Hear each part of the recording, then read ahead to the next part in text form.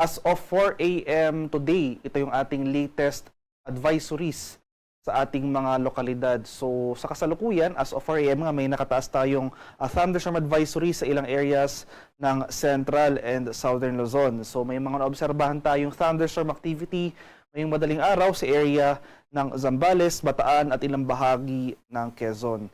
So para malaman natin at ma-monitor yung mga thunderstorm advisories or rainfall advisories na posibleng i-issue ng pag-asa sa ating mga lokalidad within the day, ay maaring bisitahin ang official website ng panahon.gov.ph.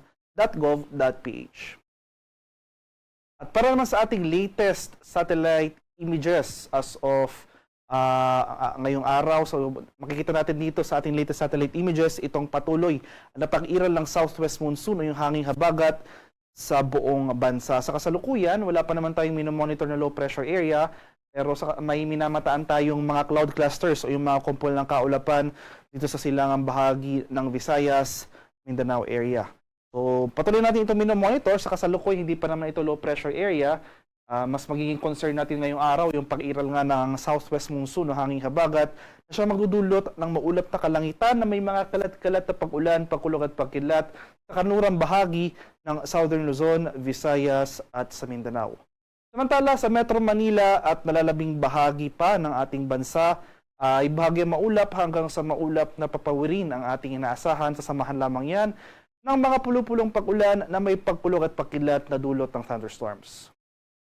Para naman sa magiging lagay ng ating panahon ngayong araw dito sa Luzon, so itong western section ng Southern Luzon, itong areas ng Occidental Mindoro, Palawan, Romblon, as well as itong mga lalawigan rin ng Zambales at Bataan, magpapatuloy itong mga kalat-kalat na pag-ulan, pagkulog at pagkilat na dulot ng habagat. For Metro Manila and the rest of Luzon ay mas maaliwalas ng bahagi ng ating panahon, pero asan pa rin natin yung mga on-off na pag-ulan.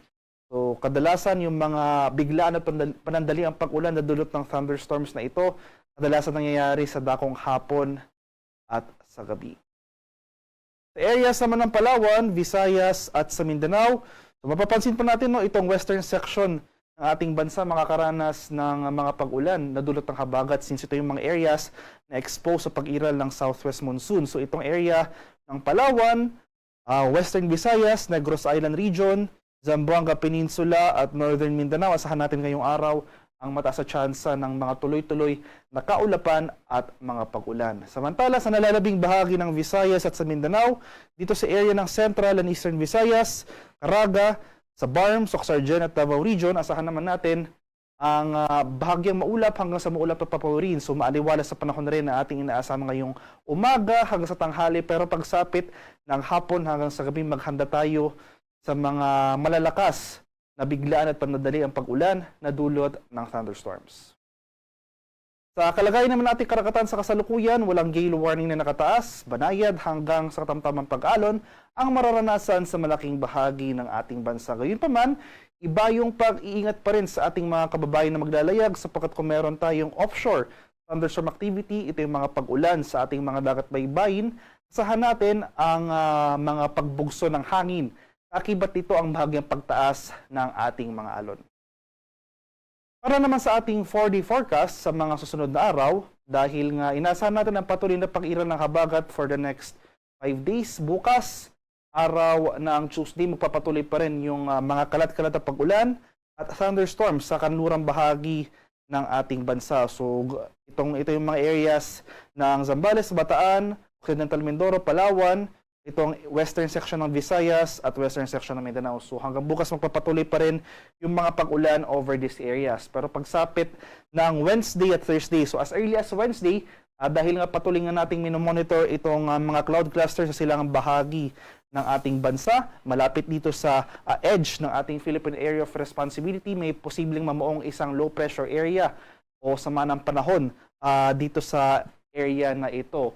So, sa mga susunod na araw, itong LPA inaasahan natin, or itong posibleng LPA inaasahan natin, yung generally pakanluran na paggalaw o yung westward movement papalapit dito sa ating bansa.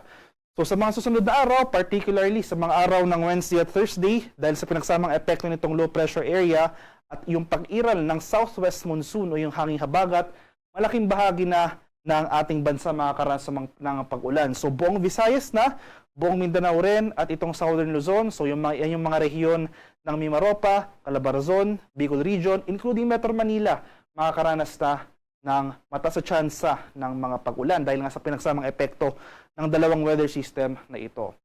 Pagsapit naman ng Friday, araw ng Biyernes, dahil inasa natin yung patuloy na paglapit ng posibleng low pressure area o sama ng panahon sa ating landmass, mas malaking bahagi pa, mas maraming areas pa ng ating bansa makakaranas ng mga pag-ulan. So possible by Friday, buong bansa, buong Pilipinas makakaranas ng mataas na tsansa ng makulimlim na panahon at mga kalat-kalat na pag-ulan, pakulog at pagkilat, dala yan ang pinagsamang epekto ng low pressure area at ng habagat.